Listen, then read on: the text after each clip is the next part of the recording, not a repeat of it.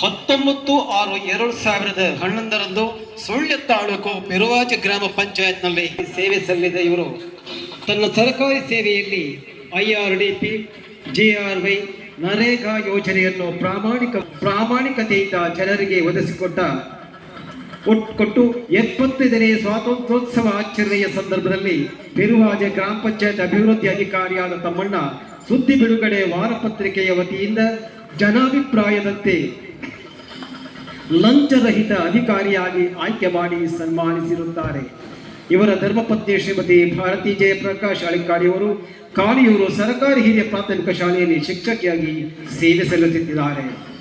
2024-25ನೇ ಸಾಲಿನಲ್ಲಿ